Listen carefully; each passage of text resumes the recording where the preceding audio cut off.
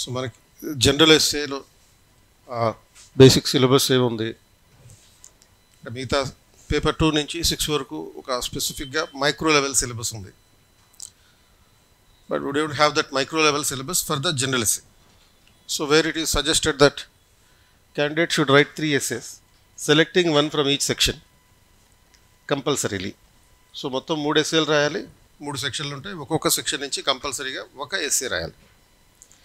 So each section contains 3 questions. సిలబస్లో 2 topics ఉంటాయి. Questions మాత్రం అంటే సెక్షన్ ఏలో 2 టాపిక్స్, బట్ క్వశ్చన్ పేపర్లో 3 క్వశ్చన్స్ ఇస్తారు. And each SA carries 50 marks. So section 1లో ఉన్నటువంటి topics contemporary social issues and social problems, సమకాలీన సామాజిక సమస్యలు, సవాళ్ళు ఇది. And issues of economic growth and justice, ఆర్థిక వృద్ధి మరియు న్యాయానికి సంబంధించినటువంటి సవాళ్ళు. Dynamics, second section dynamics of Indian politics, భారత రాజకీయాల యొక్క గతిశీలతలు. Historical and cultural heritage of India, భారతదేశం యొక్క చారిత్రక సాంస్కృతిక వారసత్వం. దెన్ సెక్షన్ 3లో developments in science and technology and education and human resource development. So ఈ అంశాలన్నీ మనకి పేపర్ 2 నుంచి 6 వరకు కూడా ఉన్నాయి. Say contemporary social issues is associated with ఇప్పుడు ఇండియన్ సొసైటీ పేపర్ 2లో ఉంటుంది, పేపర్ 3లో ఉంది. మరి issues of economic growth and justice వాళ్ళ మనకి ఎకానమీలో కలుస్తుంది. సో పేపర్ 4లో ఎకానమీలో ఉంది, మళ్ళీ ఇక్కడ పెట్టాడు. Dynamics of Indian politics paper 3లో మనకి పాలిటీలో రిలేటెడ్గా ఉంది. Then historical and cultural heritage of India paper 2లో హిస్టరీకి సంబంధించినటువంటి ఆస్పెక్ట్. తర్వాత developments in science and technology paper 5లో ఈ ఎస్ఎన్టీకి సంబంధించినటువంటి aspect. Education and human resource development ఇది స్పెసిఫిక్గా మనకి ఎక్కడ కనపడదు కానీ, but it is inherent in the governance. అది అంటే గవర్నెన్స్లో ఉన్నటువంటి టాపిక్స్లో, ఇంటర్నల్ టాపిక్స్ సబ్సెక్షన్స్లో ఈ education and human resource development కూడా ఒకటి ఉంది. మరి ఈ 2 to 5 అండ్ 6లో పెట్టినటువంటి, అంటే 6 మినహాయించి 2 to 5లో ఉన్న ఇటువంటి అంశాలన్నీ మళ్ళీ ఇక్కడ ఎస్ఏలో ఎలా పెట్టాలి, ఎందుకు పెట్టాలి? Because there is a difference in understanding these concepts across paper 2 to 5 and paper 1. So paper 1లో ఉన్నటువంటి జనరల్ ఎస్ఏని అర్థం చేసుకునే విషయంలోనూ, తర్వాత పేపర్ 2 to 5లో ఉన్నటువంటి అంశాలను అర్థం చేసుకునే విషయంలోనూ వేరియేషన్ ఉంటుంది. కాబట్టి అక్కడ ఇచ్చే క్వశ్చన్స్లో, డైమెన్షన్స్లో వేరియేషన్ ఉంటుంది. కాబట్టి సో ఇప్పుడు సపోజ్ హిస్టరీ ఉందనుకో, ఇండస్ వ్యాలీ సివిలైజేషన్ చదువుతారు, ఆర్ బుద్ధిజం గురించి చదువుతారు, లేకపోతే జైనిజం గురించి, గుప్తుల గురించి, ఏది పడితే అది చదువుతారు. కానీ ఇక్కడ క్వశ్చన్స్ ఆ ఓరియంటేషన్లో ఉండవు. జనరల్ ఎస్ఏలో క్వశ్చన్స్ ఏ కాంపిటేటివ్ ఎగ్జామ్లో అయినా ఇండస్ వ్యాలీ సివిలైజేషన్కి సంబంధించినటువంటి క్వశ్చన్ లేకుండా యూజువల్గా ఎగ్జామ్ జరగదు హిస్టరీకి సంబంధించి. కానీ ఇక్కడ హిస్టరీలో ఇండస్ వ్యాలీ సివిలైజేషన్ గురించి అడగరు. Indian heritage and cultural significance గురించి అడుగుతారు. ఇవన్నీ వేగ్ వర్డ్స్. ఇక్కడ ఉన్నటువంటి సిలబస్లో ఉన్నటువంటి పదాలన్నీ కూడా వేగ్గా ఉంటాయి, ఒక జనరల్ పర్స్పెక్టివ్లో ఉంటాయి. అండ్ ఈ ఎస్ఏ ఏమన్నా స్పెషల్ ఎస్ఏ అన్నావా, జనరల్ ఎస్ఏ అన్నారా? జనరల్ ఎస్ఏ అన్నారు కాబట్టి జనరల్గానే రాయాలి. ఇది కూడా అంటే your knowledge across paper 2 to 5 is useful to answer the questions, but not adequate to answer the question. అంటే మనకి ఈ హిస్టరీ, జాగ్రఫీ, తర్వాత ఎకానమీ, పాలిటీ, ఈ సబ్జెక్టుల నుంచి వచ్చినటువంటి అవగాహన అవసరం, బట్ అది సరిపోదు. జనరల్ ఎస్ఏ రాయడానికి అది సరిపోదు. ఎందుకంటే జనరల్ ఎస్ఏని ఒక బ్రాడర్ పర్స్పెక్టివ్లో టచ్ చేస్తూ రాయాల్సి ఉంటుంది, డిఫరెంట్ డైమెన్షన్స్ని టచ్ చేస్తూ రాయాల్సి ఉంటుంది. సో అటువంటి ఇప్పుడు suppose dynamics of Indian politics అన్నారు, అది పాలిటీ రిలేటెడ్ అనుకుంటాం. పాలిటీ అఫ్కోర్స్ మీరు ఒక వారంలో పాలిటీలో ఉన్నటువంటి 5 సెక్షన్లు చదివేయాలి. అంటే మండే టు ఫ్రైడే వరకు ఈ 5 సెక్షన్స్ ఉన్నాయి కదా, అవన్నీ చదివేయాలి. చదివేసిన తర్వాత 6th డే ఏం చేయాలంటే ఈ పొలిటికల్ ఇష్యూస్లో ఉన్నటువంటి ఈ డైనమిక్స్ ఆఫ్ ఇండియన్ పాలిటిక్స్కి సంబంధించినటువంటి అంశాలని జనరల్ ఎస్ఏ టచ్ చేయాలి ఒకసారి. సో అప్పుడు ఓవరాల్గా రివిజన్ చేసుకోవాలి. ఇలాంటి ప్రోగ్రామ్ అంటే ఒక రివిజన్ ప్రోగ్రామ్ పెట్టుకోవాలి. సో ఇప్పుడు ఈ డైనమిక్స్ ఆఫ్ ఇండియన్ పాలిటిక్స్ అనే దాంట్లో మరి క్వశ్చన్స్ దేని గురించి ఉంటాయి. They will not ask you about what are the powers of the president, they will not ask you about the independence of the judiciary, ఇటువంటి అడగరు. సో ఇప్పుడు suppose dynamics of Indian political system అంటే ఏంటి అంటే ప్రస్తుతం భారత రాజకీయ వ్యవస్థలో ఉన్నటువంటి గమనశీలతలు ఆర్ గతిశీలతల గురించి అడుగుతారు. అంటే suppose politics of reservation is a question. Politics of reservation అంటే ఏంటి, ఇప్పుడు సపోజ్ ఇది ఎలా మనం కంక్లూజన్కి వస్తాం, ఇలాంటి క్వశ్చన్ అడగచ్చు అని చెప్పి. మోరార్లెస్ ఇదే పర్స్పెక్టివ్లో మనకి ఏపీపీఎస్సీలో కూడా గ్రూప్ 1 సిలబస్లో ఇవే అంశాలు ఉన్నాయి మోరార్లెస్. అండ్ ఇన్ 2023 గ్రూప్ 1గా నిర్వహించారు అక్కడ, ఏది ఇప్పుడు మన ఏపీ గ్రూప్ 1 నిర్వహించారు. అందులో ఒక క్వశ్చన్ వచ్చింది, should the women be provided reservation అని చెప్పి క్వశ్చన్ అడిగారు. మహిళలకి రాజకీయాల్లో రిజర్వేషన్లు కల్పించాలా వద్దా అన్నట్టుగా ఒకటి. సో కాబట్టి ఆ డైమెన్షన్లో చూసినప్పుడు అంటే బికాస్ సోఫార్ మన 10 years ఈ తెలంగాణ హిస్టరీలో గ్రూప్ 1 ఎగ్జామ్ జరగలేదు. కాబట్టి మనం దేన్ని సోర్స్గా తీసుకోవాలంటే ఏపీపీఎస్సీకి సంబంధించినటువంటి గ్రూప్ 1 ఎగ్జామ్లో అడిగినటువంటి క్వశ్చన్లకు సోర్స్గా తీసుకోవచ్చు. Syllabus group 1 general SA syllabus కొంచెం వేరియేషన్ ఉందండి. కొంచెం వేరియేషన్ అంటే సపోజ్ మనకి ఉన్నటువంటి అంశాల్లో ఇంటర్నేషనల్ ఇష్యూస్ అనేది లేదు, కానీ ఏపీపీఎస్సీలో ఉంది. సో అటువంటి ఒక 2 పాయింట్ల దగ్గర మిగతా అంతా మోరార్లెస్ ఒకటే ఉంది. సో అక్కడ 3 గ్రూప్ 1 ఎగ్జామ్స్ జరిగాయి ఈ 10 yearsలో. ఆ 3 గ్రూప్ 1 ఎగ్జామ్స్ అలాగే 2008లోను 2011లోను 2012లో ఉమ్మడి రాష్ట్రంగా ఉన్నప్పుడు చేసినటువంటి ఎగ్జామ్స్. సో వీటన్నిటినీ కలుపుకొని ప్రీవియస్ ఇయర్ క్వశ్చన్స్గా పరిగణించుకొని మనం ఇక్కడ ఎలాంటి క్వశ్చన్స్ వస్తాయో ఎస్టిమేషన్ ప్రెడిక్షన్ చేయొచ్చు.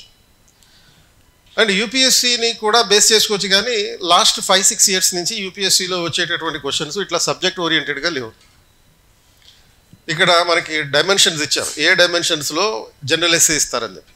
యూపీఎస్సీలో ఇటువంటి డైమెన్షన్స్ ఉండవు. జస్ట్ ఒక 4-5 సెంటెన్సెస్లో what is tested in the general essay అనేది మాత్రమే చెప్పారు. అండ్ మనకి 10th క్లాస్లో కానీ మీరు ఎప్పుడైనా ఇంటర్మీడియట్లో కానీ ఎస్ఏ రైటింగ్ కాంపిటీషన్లో పాల్గొన్నప్పుడు కొన్ని టాపిక్స్ వస్తుండేవారు. అలాంటిది ఇది ఈ general essay. UPSC general essay వేరే. యూపీఎస్సీ జనరల్ ఎస్సే ఎందుకు వేరే అంటే before 2017 and 18 they use to give conceptual oriented general essays. Concept oriented general essays అంటే ఏంటి, ఇలా డీసెంట్రలైజేషన్ గురించి ఇవ్వచ్చు, ఆర్ రీఆర్గనైజేషన్ ఆఫ్ స్టేట్స్ అనే పాయింట్ మీద క్వశ్చన్స్ ఇవ్వచ్చు, ఆర్ లేకపోతే judicial interpretation of the constitution అనే పర్స్పెక్టివ్ మీద ఇవ్వచ్చు, జుడిషియల్ యాక్టివిజం మీద దాని మీద గురించి ఇవ్వచ్చు. ఇట్లా కాన్సెప్చువల్ ఓరియంటెడ్గా 2017-18 వరకు నడిచింది యూపీఎస్సీ. బట్ 2018 తర్వాత ఓవరాల్గా ఇస్తున్నటువంటి క్వశ్చన్స్ అన్నీ ఎలాంటివి అంటే ఓన్లీ ఫిలసాఫికల్ క్వశ్చన్స్ మాత్రమే, ఎథిక్స్ ఓరియంటెడ్ క్వశ్చన్స్ మాత్రమే. సో ఆ ఎథిక్స్ ఓరియంటెడ్ క్వశ్చన్స్ ఎలా ఉంటాయంటే అక్కడ ఒక స్టేట్మెంట్ ఇస్తాడు, ఆ స్టేట్మెంట్ దేని గురించి ఉంటుంది, మన జీవితానికి సంబంధించినటువంటి సత్యాలు అనేటటువంటి పర్స్పెక్టివ్ మీద ఉంటుంది అన్నమాట. జీవిత సత్యాలు సింపుల్గా చెప్పాలి. లేకపోతే బైబిల్లో సామెతలు అని ఉంటాయి, అలాంటి సామెతలకు సంబంధించినటువంటి అంశాలు, లేకపోతే పొలిటికల్ ఫిలాసఫర్స్ సోషలాజికల్ ఫిలాసఫర్స్ చెప్పినటువంటి కొటేషన్స్, ఆ కొటేషన్స్ ఆధారంగా క్వశ్చన్స్ ఇస్తున్నారు. కాబట్టి ఇది కంప్లీట్గా ఆ స్పిరిచువల్ ఓరియంటెడ్ ఉండేటువంటి అంశాలు వేరే. కనుక మనం పెద్దగా యూపీఎస్సీ ప్రీవియస్ ఇయర్ క్వశ్చన్స్ గురించి పట్టించుకోకర్లేదు. లాస్ట్ 5-6 years నుంచి ఈ కాన్సెప్ట్ ఓరియంటెడ్గా ఇట్లా మనకి సబ్జెక్ట్ ఓరియంటెడ్గా ఉన్నట్టుగా క్వశ్చన్స్ ఉండట్లేదు. కాబట్టి సో కనుక మనం ప్రీవియస్ ఇయర్ క్వశ్చన్స్ని బేస్ చేసుకోవడం అంటే ఓన్లీ ఏపీపీఎస్సీకి సంబంధించిన 2008, 11, 12 అండ్ ఆ తర్వాత 3 జరిగినటువంటి ఈ ఏపీపీఎస్సీలో జరిగినటువంటి సపరేట్ అయ్యాక ఆ క్వశ్చన్స్ని కొంచెం బేస్ చేసుకుని మన సిలబస్కి అనుగుణంగా మలుచుకొని అండ్ ప్రెడిక్షన్స్ చేసి, అంటే ఎలాంటి క్వశ్చన్స్ వస్తాయి కంటెంపరీ ఇష్యూస్ని బేస్ చేసుకుని మనం కొన్ని క్వశ్చన్స్ని గెస్ చేయొచ్చు అనమాట. ఇప్పుడు suppose contemporary social issues and social problems ఉంది. అందులో ఇండియన్ సొసైటీకి మన పేపర్ 3లో ఉన్నటువంటి సొసైటీకి సంబంధించినటువంటి అంశాలను చూస్తే ఇండియన్ సొసైటీలో ఉన్నటువంటి ఇష్యూస్ వాటి గురించి ఉంటుంది. ఇప్పుడు సపోజ్ దీని కింద ఈరోజు డిస్కస్ చేయబోయేటటువంటి టాపిక్ క్యాస్ట్ సెన్సస్, కులగణన అనేటటువంటి పర్స్పెక్టివ్. ఇది ఎందుకని దీని గురించి చేయొచ్చు, అది contemporary social issues and social ప్రాబ్లమ్స్కి రిలేటెడ్ ఉంటుంది, అలాగే ఇండియన్ పాలిటిక్స్ అండ్ డైనమిక్స్ గురించి సంబంధించి ఉంటుంది. అండ్ ఈ రెండింటి మీద అడిగేటటువంటి అవకాశం ఉంది. కాబట్టి అంటే దాని బ్యాక్గ్రౌండ్ ఏంటి, దేనికి సంబంధించిందంటే ఒక కంటెంపరీ ఇష్యూ కాబట్టి. సో 2023 అక్టోబర్లో బీహార్లో జరిగినటువంటి కాస్ట్ సెన్సస్ నేపథ్యంలో అండ్ దేశవ్యాప్తంగా ఇటువంటి కాస్ట్ సెన్సస్ జరపాలనేటటువంటి ఒక డిమాండ్ ఉన్నటువంటి పరిస్థితుల్లో ఎగ్జామినర్ దాని మీద క్వశ్చన్ ఇచ్చే అవకాశం. అండ్ ఈవెన్ తెలంగాణలో కూడా ఇటువంటి కాస్ట్ సెన్సస్ జరుపుతామనేటటువంటి ఒక ప్రతిపాదన నడుస్తుంది. అండ్ ఇప్పుడు మీడియాలో కూడా దీని మీద గత 10-15 రోజులుగా విస్తృతంగా డిస్కషన్లు నడుస్తున్నాయి. కాబట్టి దీని మీద క్వశ్చన్ ఇవ్వచ్చు. దేనికి రిలేటెడ్గా either contemporary social issues or dynamics of Indian politics, ఈ రెండింటిలో దేనిలో ఒక దానిలో భాగంగా ఇచ్చే అవకాశం ఉంటుంది. సో వీటిని చూసిన తర్వాత ఎలాంటి క్వశ్చన్స్ మనం ఎక్స్పెక్ట్ చేయొచ్చు అంటే ఒక పాసిబిలిటీ అంటే ఇటువంటి డైమెన్షన్స్ని కనుక మనం చూస్తే suppose contemporary social issues and social problems, సమకాలీన సామాజిక సమస్యలు సవాళ్ళు అని ఉంది. దీంట్లో ఏమేమి అంశాలు? Women issues, SC ST issues, OBC issues, minority issues, అలాగే youth issues, victims of substance abuse and LGBTQ. So సొసైటీలో ఉన్నటువంటి వర్గాలు, ఎక్కువగా సవాళ్ళు ఎదుర్కొనేటటువంటి వర్గాలు అంటే సోషల్ ఇష్యూస్ అన్నారు కాబట్టి సమాజంలో సమస్యలు ఎదుర్కొనే వర్గాలు, ఈ కమ్యూనిటీస్ అన్ని. సో ఉమెన్ ఇష్యూస్ గురించి చదువుతాం, ఉమెన్ ఎంపవర్మెంట్ గురించి చదువుతాం. సో ఉమెన్ ఎంపవర్మెంట్ గురించి చదివినప్పుడు possibility of asking the question will be 2. ఒకటేమో example women reservation as is being given in the 2023 APPSC question paper. ఇది 2008లో పాలిటీలో ఇచ్చారు ఆ క్వశ్చన్. 2008లో జరిగిన కంబైన్డ్ స్టేట్ గ్రూప్ 1 ఎగ్జామ్లో politics of women reservation comment అని చెప్పి పాలిటీలో భాగంగా ఇచ్చారు. అండ్ ఆ అంశాన్ని జనరల్ ఎస్ఏలో 2023లో ఇచ్చారు ఏపీపీఎస్సీ. కాబట్టి we can expect a question related to the women reservation either in the polity or in the general SA. రెండు రకాలుగా మనం సిద్ధంగా ఉండాలి. పాలిటీలో రాసేటప్పుడు ఓన్లీ కాన్స్టిట్యూషనల్ పర్స్పెక్టివ్ రాయాలి.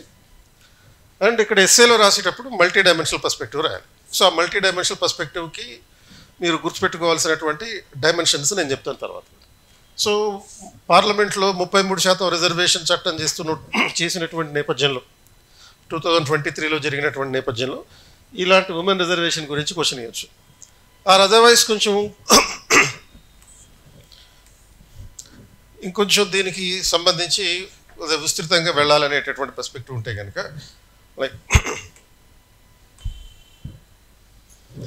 ఈ ఉమెన్ రిజర్వేషన్కి సంబంధించినటువంటి ఆస్పెక్ట్లో మనం అంటే ఉమెన్ ఇష్యూస్కి సంబంధించి ఉమెన్ లెడ్ డెవలప్మెంట్ అనే అంశం మీద క్వశ్చన్ అడగచ్చు.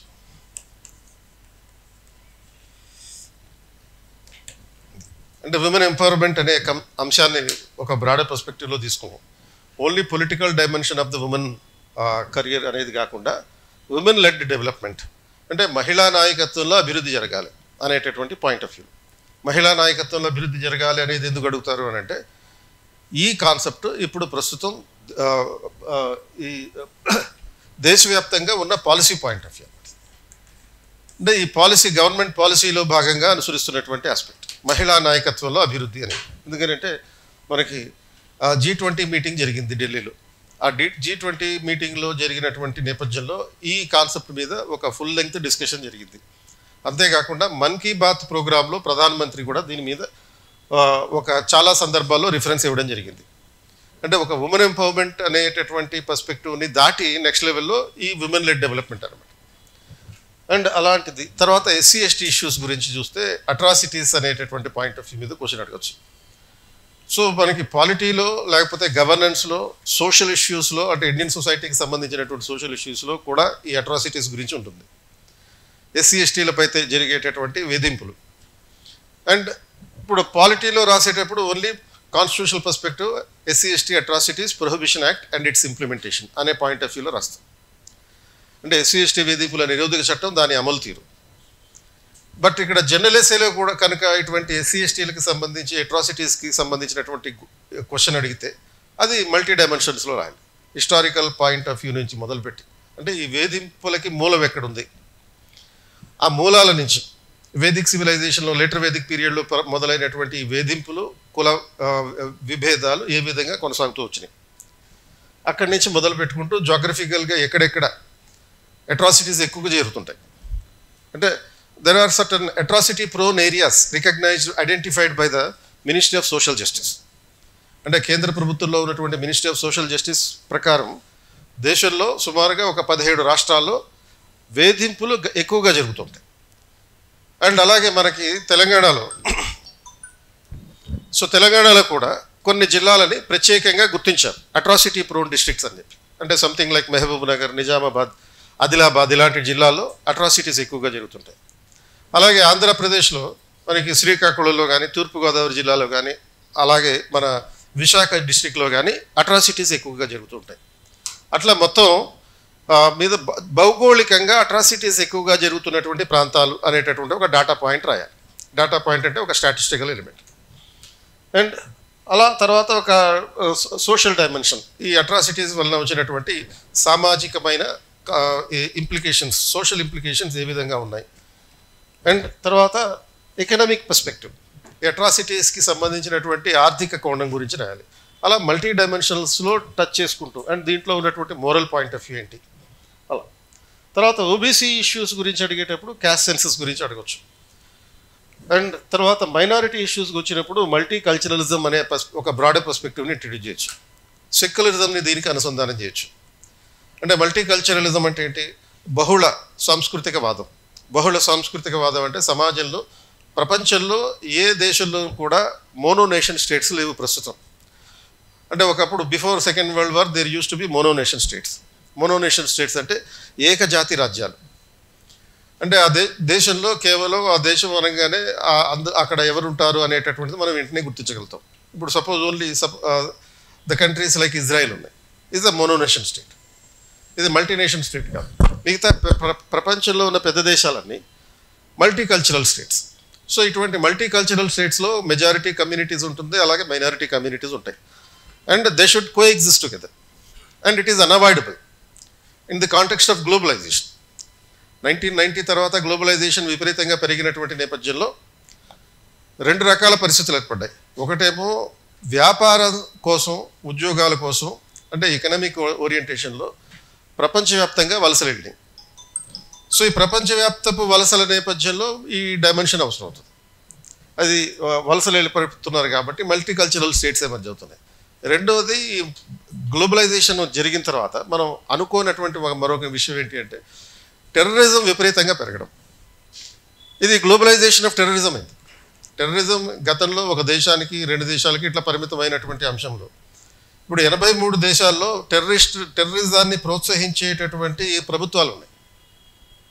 అంటే which is considered as the state sponsor terrorism. State sponsor terrorism అంటే ఏంటి? రాజ్యమే టెర్రరిజాన్ని సమర్థిస్తుంది. ఇప్పుడు ఎలా అయితే ఇరాన్ టెర్రరిజాన్ని సపోర్ట్ చేస్తుంది, లేకపోతే ఒక లిబియా టెర్రరిజంకి సపోర్ట్ చేస్తుంది, సిరియా, ఇరాక్ అండ్ ఇవన్నీ కాదు, పాకిస్తాన్ టెర్రరిజాన్ని సపోర్ట్ చేస్తుంది. సో ఇటువంటి నేపథ్యంలో టెర్రరిజాన్ని సపోర్ట్ చేసేటటువంటి 83 దేశాలు ఉన్నాయి. కాబట్టి ఈ terrorism has become a globalised issue. And ఈ గ్లోబలైజేషన్ నేపథ్యంలో ఐఎస్ఐఎస్ లాంటి ఆర్గనైజేషన్స్ కారణంగా ఏం జరుగుతుంది అంటే కొన్ని జాతుల మీద విద్వేషం పెరుగుతుంది. అండ్ ఈ జాతి విద్వేషం పెరిగినటువంటి నేపథ్యంలో ఆ జాతులు, ఆ వర్గాలు ఆ దేశాలను వదిలి ప్రమాదకర పరిస్థితుల్లో కూడా వేరే దేశాలకి వలసపోతున్నారు. ఇప్పుడు సపోజ్ మయన్మార్ నుంచి చాలామంది, రఖైన్, పర్టికులర్గా రఖైన్ స్టేట్ నుంచి చాలామంది బంగ్లాదేశ్కి పారిపోతున్నారు, కొంతమందికి ఇండియాకి వస్తున్నారు. లేకపోతే ఇరాన్ నుంచి చాలామంది యజాడి అనేటటువంటి ఒక వర్గ ముస్లిం కమ్యూనిటీ, వాళ్ళు ఫ్రాన్స్కి సముద్రంలో పడిపోతున్నారు. ఇలాంటి పరిస్థితుల్లో ఈ మల్టీ కల్చరల్ ఎగ్జిస్టెన్స్ అనేది పెరిగిపోయింది. కాబట్టి ఆ దేశాలలో మైనారిటీల సమస్యలు పెరుగుతున్నాయి. అంటే it is not just only from the point of view of India, from the global perspective you need to think. ఈ మైనారిటీల హక్కుల రక్షణ, ఆ మైనారిటీల హక్కుల రక్షణకి ఎప్పుడైతే రక్షణ లేదో చాలా దేశాల్లో శాంతి భద్రతలకి ప్రమాదం కలుగుతుంది. వేరే దేశాల నుంచి వలస వచ్చినటువంటి ఈ రిఫ్యూజీస్ కారణంగా. And suppose France is a best example for that. ఏ విధంగా అయితే సిరియా నుంచి పారిపోయి వచ్చినటువంటి పరిస్థితుల్లో చాలామంది రిఫ్యూజీస్ మీద ఈ పోలీసులు దాడులు జరగడం, రివర్స్లో మళ్ళీ వీళ్ళు దాడులు చేయడం. అండ్ ఓవరాల్గా ఫ్రాన్స్లో ఈ మధ్యకాలంలో శాంతి భద్రతలు లేవు. The most peaceful country in the world use to be France, but it is not the most peaceful country any more అనేటటువంటి పరిస్థితులు ఉన్నాయి. కాబట్టి ఈ మైనారిటీ ఇష్యూస్ ఒక global issue, not just a issue that existing in India. And even ఈ citizenship amendment act నేపథ్యంలో కూడా minority ఇష్యూస్ని పరిగణలోకి తీసుకోవాలి. సిటిజన్షిప్ అమెండ్మెంట్ యాక్ట్ నేపథ్యంలో ఏమైంది, పాకిస్తాన్, బంగ్లాదేశ్, ఆఫ్ఘనిస్తాన్ ఈ దేశాలలో మైనారిటీలు ఎవరైతే ఉంటారో ఆ మైనారిటీలు కనుక భారతదేశానికి వలస వస్తే వాళ్ళకి భారతదేశం పౌరసత్వం ఇస్తామని చెప్పారు. సో కాబట్టి ఇది మైనారిటీ అనేటటువంటి అంశం, మైనారిటీ ఇష్యూస్ అనేటటువంటి అంశం ఓన్లీ భారతదేశానికి మాత్రమే పరిమితమైనటువంటి అంశం కాదు. ఇది ఒక గ్లోబల్ పాయింట్ ఆఫ్ వ్యూలో మల్టీ కల్చరలిజం అనేటటువంటి డైమెన్షన్లో చదవాల్సి ఉంటుంది. తర్వాత యూత్ ఇష్యూస్. సో యూత్ ఇష్యూస్లో ఒకటి డిజిటల్ డిస్ట్రాక్షన్ అనే అంశం మీద క్వశ్చన్ అడగచ్చు. ఎందుకంటే 2023 ఏపీపీఎస్సీ గ్రూప్ 1లో ఇలాంటి క్వశ్చన్ ఒకటి వచ్చింది కాబట్టి. డిజిటల్ డిస్ట్రాక్షన్స్ అంటే ఈ మన డిజిటల్ మీడియా మీద ఓవర్గా డిపెండ్ అయ్యి అండ్ కెరియర్ని పాడు చేసుకునేటటువంటి పరిస్థితులు, దాన్ని డిజిటల్ డిస్ట్రాక్షన్స్ అని అంటాం. ఆర్ లేకపోతే ఈ సూసైడ్స్ మీద కూడా క్వశ్చన్ అడగచ్చు. యూత్ సూసైడ్స్ అనే అంశం మీద క్వశ్చన్ ఉండొచ్చు. సో యూత్ సూసైడ్స్ అనేటటువంటి అంశం మీద ఎందుకు క్వశ్చన్ ఉండొచ్చు అంటే ఆల్మోస్ట్ ఈ రోజున ఈ రోజు అని కాదు, మనకి National Crime Records Bureau report 2023 ప్రకారం in the year 2022 almost 46% of the total suicides are committed by the young people only. అంటే మొత్తం సూసైడ్స్లో యూజువల్గా మనం సూసైడ్ అనగానే రైతులు గుర్తొస్తారు మనకి. బట్ రైతుల కన్నా ఎక్కువ మంది మనం గుర్తించినటువంటి మరో సమస్య ఏంటంటే యువత ఆత్మహత్యలు చేసుకోవడం. అంటే మనం గుర్తించడం అంటే ఏంటి, గవర్నమెంట్ గుర్తించినటువంటి విషయం. యువత ఆత్మహత్య అనగానే మనకి ఏం గుర్తొస్తుంది, మళ్ళీ ఎంసెట్ తర్వాత ఐఐటి వీళ్ళు మాత్రమే అనిపిస్తుంది. సో అది మాత్రమే కాదు, యువత ఆత్మహత్యలు చేసుకున్నారంటే 1,00,000 కారణాలు ఉంటాయి, ఓన్లీ చదువు ఒకటే కాదు. Education is not the only reason for the suicides committed by the youth. కేవలం విద్య మాత్రమే, విద్యా వ్యవస్థలో ఉన్నటువంటి లోపాల కారణంగా మాత్రమే ఆత్మహత్యలు జరగవు. ఈ యవ్వనంలో ఉన్నవాళ్ళు, యవ్వనస్తులు అనేక కారణాల వలన ఆత్మహత్యలు చేసుకునేటటువంటి పరిస్థితి ఉంది. అందులో ఒక కారణం మాత్రమే ఏంటది, ఈ ఎడ్యుకేషన్ సిస్టమ్ అనేది. సో కాబట్టి ఈ పర్స్పెక్టివ్లో చూసినప్పుడు ఇలాంటి డిజిటల్ ఆస్పెక్ట్స్లో కానీ లేకపోతే ఈ సూసైడ్స్ నేపథ్యంలో కానీ, అంటే ఇండియాలో suicide is the biggest disaster among all the disasters. అంటే ఒక సైక్లోన్ వచ్చినప్పుడు మీరు ఎప్పుడైనా గణాంకాలు చూస్తే ఎంతమంది చచ్చిపోతారు, సైక్లోన్ డిజాస్టర్స్ అంటాం, ఎంతమంది చచ్చిపోతారు ఒక సంవత్సరానికి 4-5 సైక్లోన్ చూస్తే 10 మంది, 20 మంది, 30 మంది, 40, 50, 60, 70, 100 ఇంతకన్నా ఎక్కువ చచ్చిపోరు. ఆరు ఒక భూకంపం వస్తే ఒక 2,000 మంది పోతారు. భూకంపాలు రోజు రావు. అండ్ లేకపోతే ఇంకొక డిజాస్టర్ అంటే ఈ ఫైర్ యాక్సిడెంట్ లాంటివి ఉన్నాయనుకో, అందులో ఒక 20 మంది పోతారు మ్యాక్సిమం అంతే. అండ్ రోడ్ యాక్సిడెంట్స్ ఉంటాయి. రోడ్ యాక్సిడెంట్లో సంవత్సరానికి 1,60,000 మంది చచ్చిపోతారు. అంటే road accidents are more dangerous than disasters. Road యాక్సిడెంట్లోనే ఈ మినిస్ట్రీ ఆఫ్ ట్రాన్స్పోర్టేషన్ రిపోర్ట్ ప్రకారం 1,60,000 మంది అంటే ఏంటి సంవత్సరంలో. అది లెక్క పెడితే నిమిషానికి అంటే గంటకి ప్రతి 20 నిమిషాలకి ఒకళ్ళు చచ్చిపోతున్నారు. ప్రతి 20 నిమిషాలకి ఒక రోడ్ యాక్సిడెంట్లో చచ్చిపోతున్నారు. అండ్ సూసైడ్స్ ద్వారా ఎంతమంది చచ్చిపోతున్నారు అంటే the number of people who are dying by suicide is 1,70,000 per year. సంవత్సరానికి 1,70,000 మంది. అంటే ఏ డిజాస్టర్ కూడా ఇంతమందిని చంపట్లే. కాబట్టి government most ignored issue disaster ఇది. అంటే there is also a need for considering the suicide as a disaster. May not be a natural disaster, a psychological disaster. ఇలాంటి పరిస్థితులు ఉంటాయి. అండ్ ఈ సూసైడ్స్ అనేవి యూతే ఎందుకు చేసుకుంటారు ఎక్కువ అంటే మొత్తం సూసైడ్స్లో 46% యూత్ ఉన్నారు. ఈ 46% యూత్లో మళ్ళీ ఎక్కువగా మహిళలు చచ్చిపోతున్నారు. Young women are more committing the suicides than the boys. So ఇటువంటి నేపథ్యంలో చూసినప్పుడు ఏ కారణం చేత సూసైడ్స్ ఎక్కువగా జరుగుతున్నాయంటే మానసిక బలహీనత వలన. అంటే ఒక అమ్మాయిని కంపేర్ చేసినప్పుడు మెంటల్గా స్టేబుల్గా ఉండేది ఎవరు అంటే బాయ్స్ ఎక్కువగా స్టేబుల్గా ఉంటాడు, ఎందుకంటే వాడు ఏం పట్టించుకోడు కాబట్టి. అండ్ రెండోది సీనియర్స్ తర్వాత యంగ్ పీపుల్ ఇద్దరిలో కంపేర్ చేసినప్పుడు సీనియర్స్కి ఎక్కువ మెంటల్ స్టెబిలిటీ ఉంటుంది. సో అదేవిధంగా ఈ చదువుకునే వాళ్ళు మామూలుగా ఉద్యోగాలు చేసేవాళ్ళు ఇట్లా కంపేర్ చేసినప్పుడు కూడా చదువుకునే వాళ్ళలో మెంటల్ స్టెబిలిటీ ఎక్కువ ఉంటుంది, ఎందుకంటే వాళ్ళు ఎక్కువగా అవమానాలకు గురవుతారు. ఈ దేశంలో అవమానాలకు గురైనటువంటి ఎక్కువగా గురయ్యేది ఎవరైనా ఉన్నారు అంటే అది చదువుకునేవాళ్ళు మాత్రం. ఎవరు అవమానిస్తారు? ఈ అవమానాలు ఎక్కడ మొదలవుతాయి? ఈ అవమానాలు మొదలయ్యేది ఇంట్లోనే. ఎవరు మొదటిగా అవమానిస్తారంటే పేరెంట్సే. ఎవరైతే నిన్ను ప్రేమించి ఇట్లా చేస్తుంటారో, ఇటువంటి చేస్తుంటారో అటువంటి అన్నమాట. అండ్ ఆ తర్వాత ఎక్కువగా నీకు అవమానించేటటువంటిది నిన్ను ప్రేమించేవాళ్ళు. నువ్వు ప్రేమ అని చెప్పి వెళ్తూ ఉంటున్నారు. సో మిడ్ నైట్ 2 o'clock ఏరా తిన్నావారా బంగారం అని అడుగుతూ చూడు, వాళ్ళే నిన్ను ఎక్కువగా అవమానిస్తారు. సో తర్వాత నిన్ను ఏ రకంగానూ అవమానించకుండా నువ్వేం చేస్తే అది కరెక్ట్ అనేది ఎవరైనా ఉన్నారు అంటే అది నీ ఫ్రెండ్స్ మాత్రమే. ఎందుకంటే నువ్వు ఫ్రెండురా అనేటటువంటి పర్స్పెక్టివ్ వాడుకుంటుంది. సో కనుక ఇటువంటి నేపథ్యంలో ఎక్కువగా అవమానాలకు గురయ్యేటటువంటి ఈ యూతే ఎక్కువ సూసైడ్ చేసుకుంటున్నారు. అది రైతుల ఆత్మహత్యలు తక్కువే, కార్మికుల ఆత్మహత్యలు తక్కువే, ఉద్యోగుల ఆత్మహత్యలు తక్కువే. యూత్ మాత్రమే ఎక్కువగా సూసైడ్ చేసుకుంటున్నారు. ఇది ఒక ట్రెండ్ అవుతుందంట పరిస్థితి. చదువుకునే వాళ్ళు అందులో ఒక భాగం అంతే. అంటే ఈ చదువు ప్రెషర్, పాలసీ ప్రెషర్ అది కావచ్చు, లేకపోతే పేరెంట్స్ ఇంపోజ్ చేసే ప్రెషర్ కావచ్చు. కన్న తల్లిదండ్రుల యొక్క కళలు నెరవేర్చాలనేటటువంటి ఉద్దేశంతో వాళ్ళకంతటికి వాళ్ళు కూడా సొంతంగా ప్రెషర్ తీసుకుంటారు కొంతమంది పిల్లలు.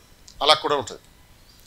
సో ఈ చదువుకునే వాళ్ళ ఆత్మహత్యలు మాత్రమే ఓవర్గా హైలైట్ అయితే తప్ప మిగతా యూత్కి సంబంధించిన ఆత్మహత్యలు హైలైట్ కావు. ఇది ఒక డిజాస్టర్ అన్నటువంటి పరిస్థితి. కాబట్టి ఆ అంశం మీద కూడా చాలా విశేషమైనటువంటి ప్రాధాన్యతనియాల్సి ఉంటుంది. కారణాలు ఏంటి? ఈ యూత్ ఆత్మహత్యలకి 10-15 రకాల కారణాలు ఉన్నాయి. సుమారుగా 15 రీజన్స్ ఉన్నాయి. 1-2 కాదు, 15 రకాల కారణాలు. ఆ 15 రీజన్స్ తెలుసుకోవాలి. ఆ తర్వాత దానికి పాలసీ పర్స్పెక్టివ్ ఏంటో చూడాలి. పాలసీ పర్స్పెక్టివ్ అంటే ప్రభుత్వం ఈ సూసైడ్స్ని నివారించడానికి లేకపోతే ఆపడానికి ఏం చేస్తుంది. మీరు అందుకే హౌ టు కమిట్ సూసైడ్ అని చెప్పి మీరు యూట్యూబ్లో చెక్ చేస్తే అత్యధికంగా యూట్యూబ్లోనూ లేకపోతే గూగుల్లోనూ సెర్చ్ చేసేటటువంటి పదాల్లో ఇది ఒకటి. ఇది how to commit suicide without pain. అటువంటిది ఎక్కువగా చూస్తున్నానండి. సో అలాంటి ఆస్పెక్ట్ ఒకటి. Victims of substance abuse. ఎందుకంటే ఇప్పుడు తెలంగాణ రాష్ట్రంలో కూడా డ్రగ్స్ మీద దాడులు జరుగుతున్నాయి కాబట్టి డ్రగ్స్ వ్యవస్థ అనేది విస్తృతంగా జరుగుతుంది. కనుక స్కూళ్ళల్లో డ్రగ్స్ ఉన్నాయి. పర్టికులర్గా ఇంటర్నేషనల్ స్కూల్స్లో డ్రగ్స్ ఈజీగా దొరుకుతాయి. ఎక్కడైతే +2 ఉంటుందో అటువంటి చోట డ్రగ్స్ ఈజీగా దొరుకుతాయి. ఇంజనీరింగ్ కాలేజీలో డ్రగ్స్ ఉన్నాయి. అమీర్పేట హాస్టల్స్లో డ్రగ్స్ ఉంటాయి. అది కూడా పర్టికులర్గా లేడీస్ హాస్టల్లో ఉంటాయి. అండ్ అశోక్ నగర్ హాస్టల్స్లో ఇప్పుడిప్పుడే ఆ సంస్కృతి, అద్భుతమైనటువంటి సంస్కృతి మొదలైంది. ఇది నేను చెప్తున్నటువంటి విషయం కాదు. మళ్ళీ నన్ను తిట్టుకోద్దు ఇట్లా. ఇది మన సిటీ పోలీస్ కమిషనర్ అనౌన్స్ చేసినటువంటి అంశం. 50% మొత్తం డ్రగ్స్ వాడే వాళ్ళలో 50% మంది అమ్మాయిలే ఉన్నారు. ఈ విషయాన్ని సిటీ పోలీస్ కమిషనర్ ఇంతకుముందు ఒక ఆయన ఉండే కదా, ఇది ఆనంద్ అని చెప్పి ఆయన చెప్పినటువంటి అంశం. సో ఈ నేపథ్యంలో డ్రగ్స్ మీద జరుగుతున్నటువంటి పోరాటం ఆంధ్రప్రదేశ్లోనూ జరుగుతుంది. అండ్ ఇప్పుడు సపోజ్ ఏపీపీఎస్సీ చైర్మన్ సవాంగ ఎవరో ఉన్నారు. ఆయన ఇంతకుముందు పోలీస్ డ్యూటీ చేస్తున్నప్పుడు పోలీస్ డ్యూటీ క్లోజ్ అయ్యే ముందు, ట్రాన్స్ఫర్ అయ్యి కమిషన్కి వెళ్ళే ముందు 3,000 కోట్ల రూపాయలు విలువ చేసే డ్రగ్స్ని తగలబెట్టి వెళ్ళాడు. ఆ డైమెన్షన్. అలాగే ఇప్పుడు ప్రస్తుతం తెలంగాణలో డ్రగ్స్ మీద విపరీతమైనటువంటి దాడులు జరుగుతున్నాయి. అండ్ విపరీతంగా స్మగ్లింగ్లు కూడా జరుగుతున్నాయి. అండ్ ఇటువంటి పరిస్థితుల్లో ఈ విక్టిమ్స్ ఆఫ్ సబ్స్టాన్స్ అబ్యూస్ అంటే ఏంటి? బాధితులు అనమాట. దేనికి సంబంధించిన బాధితులు? ఈ డ్రగ్స్ తినేవాళ్ళు బాధితులు, డ్రగ్స్ అమ్మేవాళ్ళు నేరస్తులు యాక్చువల్లీ. కానీ మన పోలీసులు ఏం చేస్తారంటే డ్రగ్స్ తినేవాళ్ళని కూడా అరెస్ట్ చేస్తుంటారు. డ్రగ్స్ తినేవాడిని అరెస్ట్ చేయకూడదు, డ్రగ్స్ అమ్మేవాడిని, డ్రగ్ పెడ్లర్ని అరెస్ట్ చేయాలి. సో ఆ బాధితుల నేపథ్యంలో ఒక సోషల్ ఇష్యూ నేపథ్యంలో డ్రగ్ మినాస్ అనేటటువంటి ఒక జనరల్ కాన్సెప్ట్ గురించి అడగచ్చు. దాని LGBTQ డిస్క్రిమినేషన్ అండ్ రిజర్వేషన్, ఇటువంటి పర్స్పెక్టివ్ అంటే వివక్షత, LGBTQ పట్ల ఉండేటటువంటి వివక్షత అండ్ LGBTQ వర్గాలకు ఇవ్వాల్సినటువంటి రిజర్వేషన్లు, ఇతర రక్షణలు, ఆరక్షణలు అనేటటువంటి అంశం మీద ఇవన్నీ కంటెంపరీ సోషల్ ఇష్యూస్. అంటే కొన్ని ఉదాహరణలు ఇవన్నీ. అండ్ తర్వాత ఇదే సెక్షన్ 1లో ఇంకొక అంశం issues of economic growth and justice, ఆర్థిక వృద్ధి మరియు న్యాయానికి సంబంధించిన అంశాలు. సో సపోజ్ దీని మీద క్వశ్చన్ అడగవచ్చు. ఇప్పుడు 2023 ఏపీపీఎస్సీలో India as a 5th largest economy అనే టాపిక్ మీద క్వశ్చన్ అడిగారు. India as a 5th largest economy. So ప్రపంచంలో భారతదేశం 5వ అతిపెద్ద ఆర్థిక వ్యవస్థగా అనేటటువంటి అంశం. ఇప్పుడు అది అవుట్డేటెడ్ ఆస్పెక్ట్. సో ఇది పూర్తిగా అవుట్డేటెడ్ కాదు, కానీ ఎంతో కొంత దానికి కూడా సిగ్నిఫికెన్స్ ఉంటుంది. కానీ ఇప్పుడున్నటువంటి ట్రెండింగ్ ఏరియా ఏంటి అంటే India is a developed economy, ఒక అభివృద్ధి చెందిన ఆర్థిక వ్యవస్థగా. అంటే by 2047 India is targeted to become a most developed economy, third biggest and developed economy.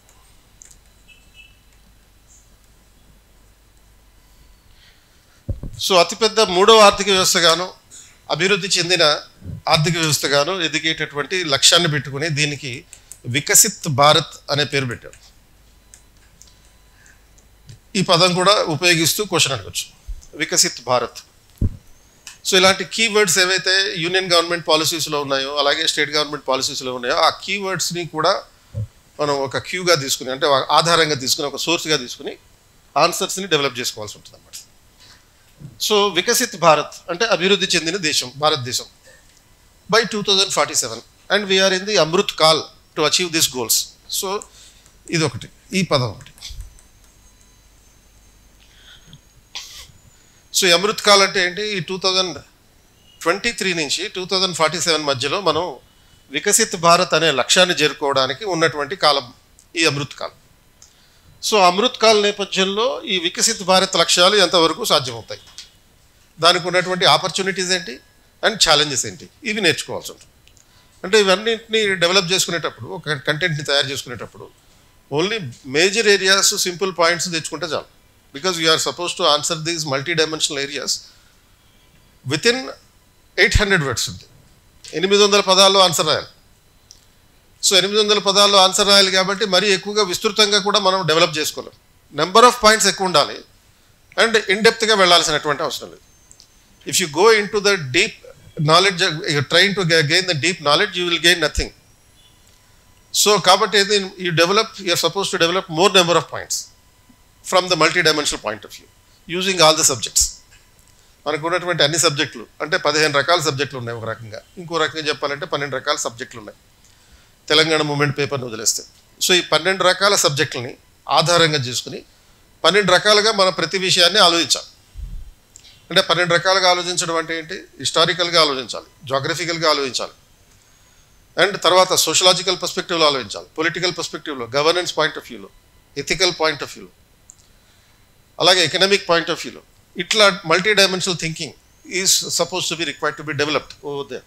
So అట్లా ఈ వికసిత్ భారత్ సాధించడానికి ఉన్నటువంటి ఆపర్చునిటీస్ ఏంటి, ఛాలెంజెస్ ఏంటి, దానికి సొల్యూషన్స్ ఏంటి, హౌ టు ఓవర్కమ్ దెమ్ అనేది. తర్వాత సస్టైనబుల్ డెవలప్మెంట్ గురించి, తర్వాత sustainable development and sustainable development goals రెండు ఉన్నాయి. సో యుఎన్ఓ చెప్పినటువంటి సస్టైనబుల్ డెవలప్మెంట్ గోల్స్ అవి యాజ్ ఇట్ ఈస్గా నేర్చుకుంటారు మీరు ఎలాగో ఎకానమీలో భాగంగా. అండ్ ఇక్కడ జనరల్ ఎస్ఏలో క్వశ్చన్ ఏముంటుంది? How far the goals of the sustainable development have been achieved, ఎంతవరకు భారతదేశం వాటిని సాధించగలిగింది. And what is the role of the civil society in contributing them అనే క్వశ్చన్ అడగచ్చు. అంటే what are the UN sustainable development goals, and దానికి అనుసంధానంగా ఇంకొక అంశాన్ని కూడా చేర్చి ఏమంటారు, how far India has achieved these goals. ఎందుకంటే 2016 నుంచి 30 మధ్య కాలంలో వీటిని సాధించాలి. And we are almost halfway through. మరి ఇంకొక 10 సంవత్సరాలు ఉందనుకుందాం ఓవరాల్గా. మరి ఈ నేపథ్యంలో ఎంతవరకు సాధించబడ్డాయి ఆ లక్ష్యాలు, 2030 నాటికి చేయాల్సినటువంటి లక్ష్యాలు ఎంతవరకు సాధించబడ్డాయి, అండ్ వీటిని సాధించడంలో సివిల్ సొసైటీ పాత్ర ఏంటి, role of the civil society in achieving the SDGs. అది సివిల్ సొసైటీ అంటే ఏంటి? ఈ ఎన్జిఓలు, వాలంటరీ ఆర్గనైజేషన్స్, ఇవి సస్టైనబుల్ డెవలప్మెంట్ గోల్స్ సాధించడానికి కృషి చేస్తున్నారా లేకపోతే అడ్డం పడుతున్నారా అనే పాయింట్ ఆఫ్ వ్యూలో అడగచ్చు. ఎందుకనంటే ఇప్పుడు 2004 నుంచి 2014 వరకు సివిల్ సొసైటీ మీద గవర్నమెంట్కు ఉన్న ఒపీనియన్ ఒకటి, 2014 నుంచి ఇప్పటి వరకు గవర్నమెంట్కి ఈ సివిల్ సొసైటీ మీద ఉన్నటువంటి ఒపీనియన్ మరొకటి, దానికి ఆపోజిట్గా ఉంటుంది. ఎందుకంటే ఆ టైంలో, ఇది మన యూపీఏ గవర్నమెంట్ టైంలో, యూపీఏ గవర్నమెంట్ ఉన్నటువంటి టైంలో సివిల్ సొసైటీని బాగా ఎంకరేజ్ చేశారు. సో ఈ ఎన్జిఓలు, వాలంటరీ ఆర్గనైజేషన్స్ వీటిని బాగా ఎంకరేజ్ చేశారు. దెన్ 2014 నుంచి వీటిని బాగా డిస్కరేజ్ చేస్తున్నారు. ఆల్మోస్ట్ ప్రతి నెల కొన్ని పెద్ద పెద్ద ఎన్జిఓ ఆర్గనైజేషన్స్ రద్దు చేస్తున్నారు, లేకపోతే వాళ్ళ లైసెన్స్ని క్యాన్సిల్ చేస్తున్నారు, రెన్యూవల్ చేయట్లేదు.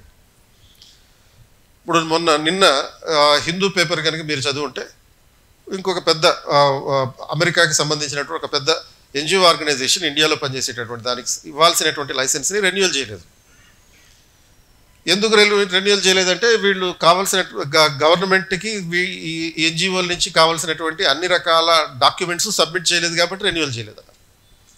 అంటే ఓవరాల్గా 2014 నుంచి ఇప్పటిదాకా సివిల్ సొసైటీస్ గవర్నమెంట్ ఆల్మోస్ట్ 19,000 ఎన్జిఓలని రద్దు చేసింది. లైసెన్సులని రెన్యూవల్ చేయలేదు, లైసెన్సులు రద్దు చేయబడ్డాయి. ఇండియాలో ఆపరేట్ చేయడానికి అవకాశం లేదు.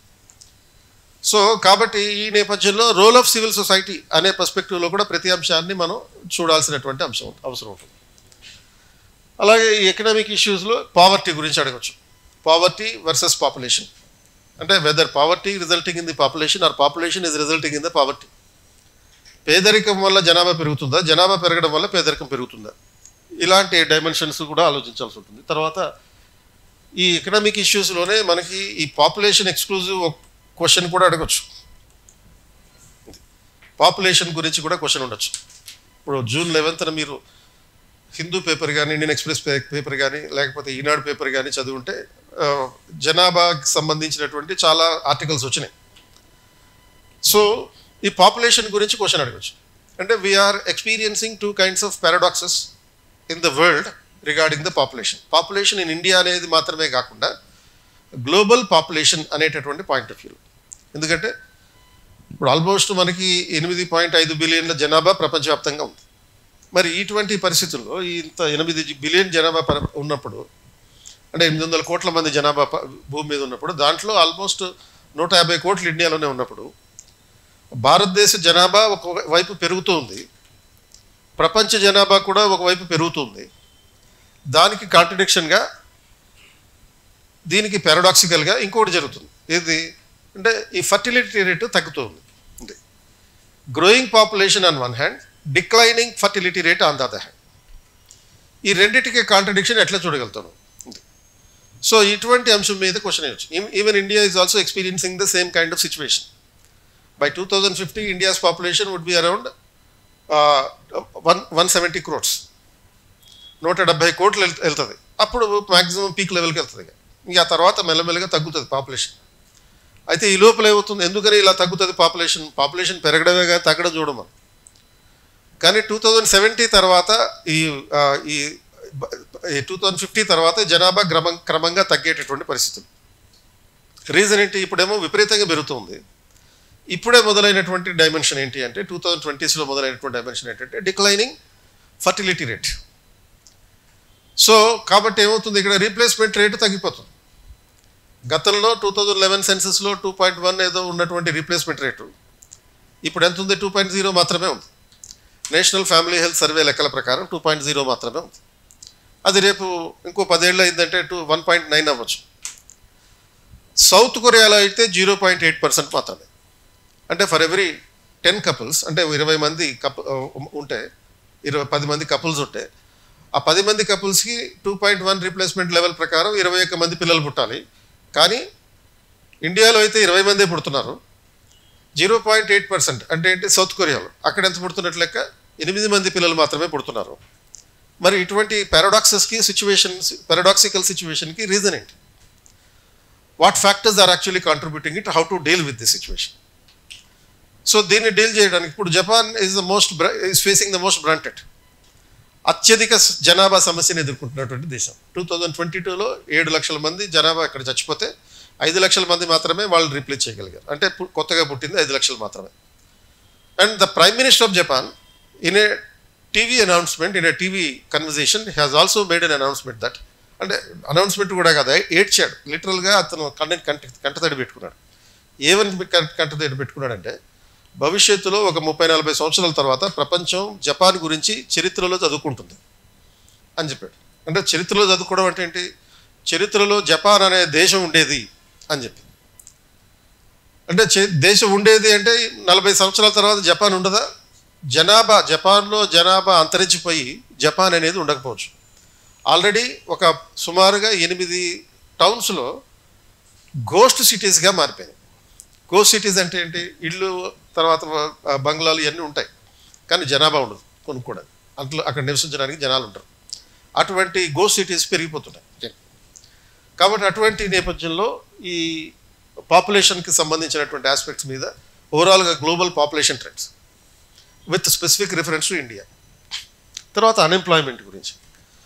So every time we are reading in the newspapers that growth rate is increasing but employment rate is decreasing.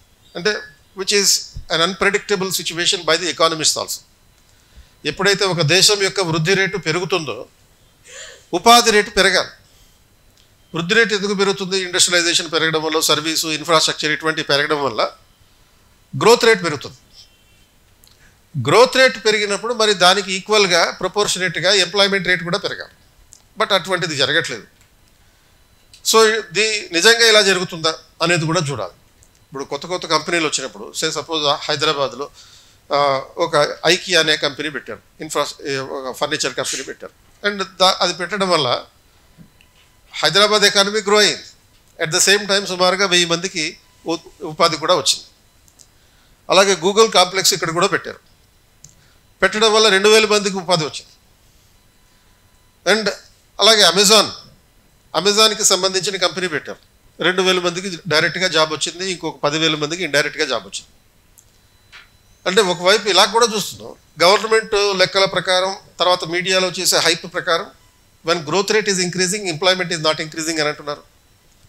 But ఈ రకంగా చూసినప్పుడు గ్రోత్ రేట్ పెరుగుతున్నప్పుడు ఎక్కువ మందికి జాబ్స్ కూడా వస్తున్నాయి అన్నప్పుడు ఇటువంటి పారాడాక్సికల్ సిచ్యువేషన్కి రీజన్ ఏంటి? అలాగే స్టార్టప్ కంపెనీలు పెరుగుతున్నాయి. ఉద్యోగాలు వదిలి సొంతంగా వ్యాపారాలు చేసుకోవాలనుకునేటటువంటి యువత సంఖ్య కూడా పెరుగుతుంది ఈ స్టార్టప్ కంపెనీల ద్వారా. గవర్నమెంట్ ఎకోసిస్టమ్ కూడా దానికి క్రియేట్ చేసింది. ఇప్పుడు సపోజ్ తెలంగాణలో ఏర్పాటు చేసినటువంటి T hub has created an ecosystem for initiating the startup companies. And government ఏ స్థాయి వరకు వెళ్తుంది అంటే it is providing the seed fund even to the school children. Seed funding అంటే ఏంటి? ఒక సంస్థని స్టార్ట్ చేయడానికి, ఒక స్టార్టప్ కంపెనీని స్టార్ట్ చేయడానికి కావాల్సినటువంటి ఇనీషియల్ ఇన్వెస్ట్మెంట్ అనమాట. ఆ ఇనీషియల్ ఇన్వెస్ట్మెంట్ని స్కూల్ పిల్లలకు కూడా ఇస్తున్నారు.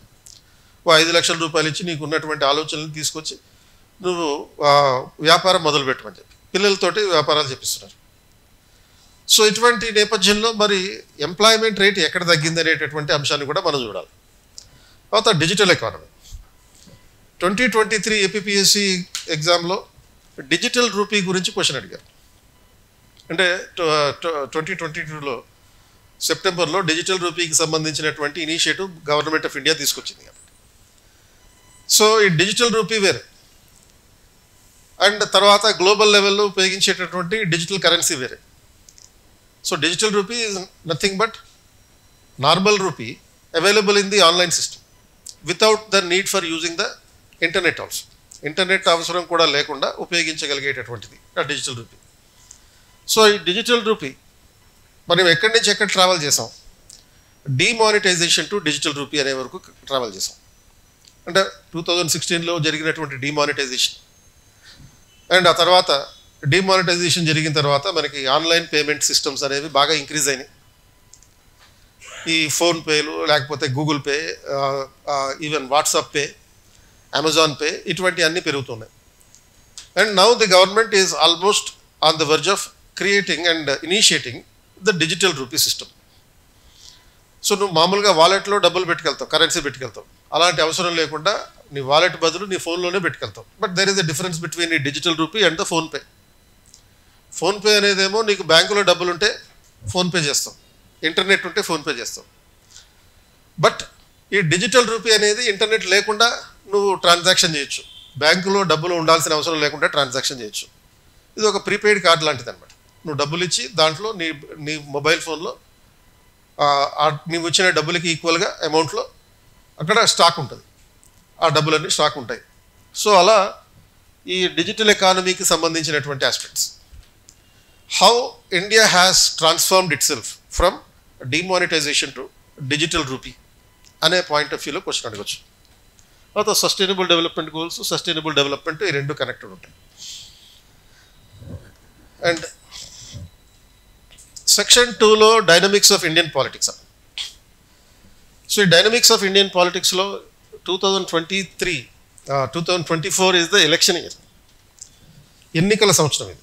సో ఎన్నికల సంవత్సరంలో ఆల్మోస్ట్ 70 దేశాల్లో ఎన్నికలు జరుగుతున్నాయి. అండ్ సగం దేశాలు including India and Russia, America ఇలాంటి పెద్ద పెద్ద దేశాల్లో కూడా ఎలక్షన్ జరిగినాయి. కాబట్టి the prime minister has made a comment, making statement saying that this is the dance of democracy. ఈ పదాలని గుర్తుపెట్టుకోండి, డాన్స్ ఆఫ్ డెమోక్రసీ అనే పదాలను ఉపయోగించి కూడా క్వశ్చన్ వేయవచ్చు. అంటే ప్రజాస్వామ్యం నృత్యం చేస్తుంది. ఏం నృత్యం చేస్తుంది? భరతనాట్యం, ఆ డిస్కోనా? ఇట్లా కాదు. ఆ నృత్యం చేయడం అంటే అది ఆనందంతో ఈ ప్రజాస్వామ్య వ్యవస్థ ప్రపంచంలో అనేక దేశాలు 70 దేశాల్లో విలసిల్లుతుంది అనేటటువంటి పాయింట్ అన్నమాట. సో ఈ ఎలక్షన్స్కి ఉన్నటువంటి ఛాలెంజెస్ ఏంటి, డెమోక్రసీకి ఉన్నటువంటి ఛాలెంజెస్ ఏంటి, ఆపర్చునిటీస్ ఏంటి? ఇప్పుడు సపోజ్ ఎటువంటి కొటేషన్ ఇవ్వచ్చు, something like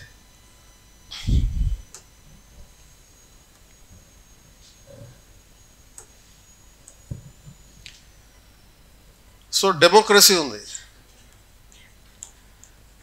with all thy faults.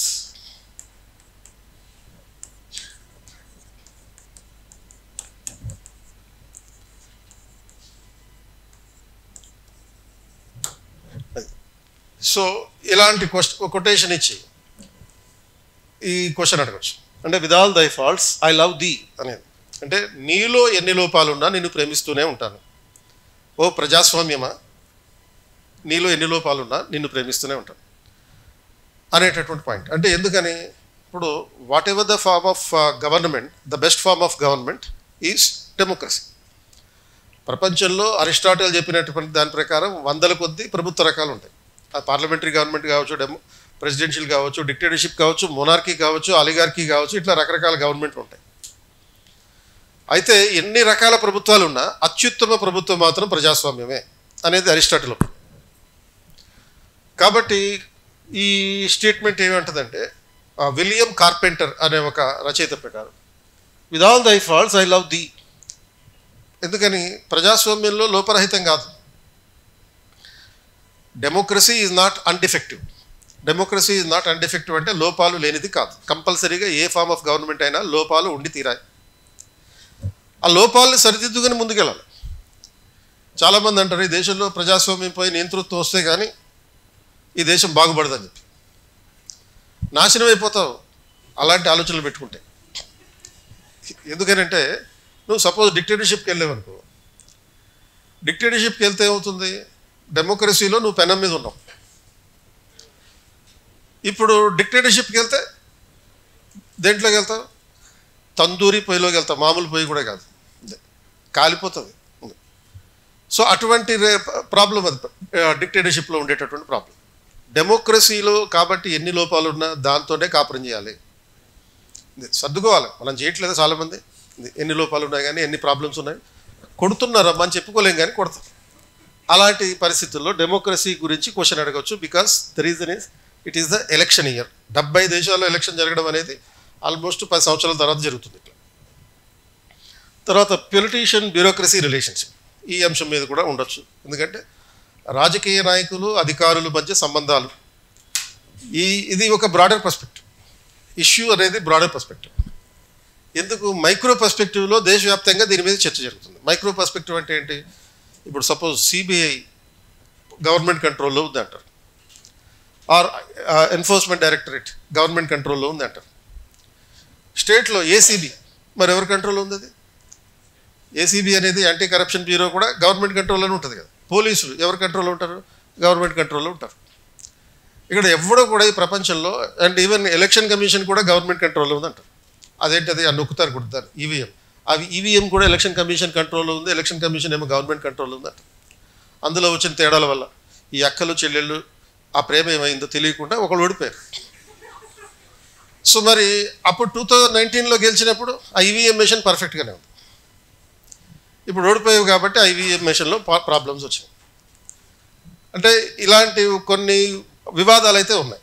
ఈ వ్యవస్థలు, యంత్రాంగాలు, సిస్టమ్స్ ఏవైతే అంటావో, అడ్మినిస్ట్రేటివ్ సిస్టమ్స్ ఏవైతే అంటావో, ఇవి థియరీ ప్రకారం అయితే ఏంటి, ఒక న్యూట్రల్గా పనిచేయాలి, politically neutral, they should be politically neutral. But రియాలిటీలో they are under the government control.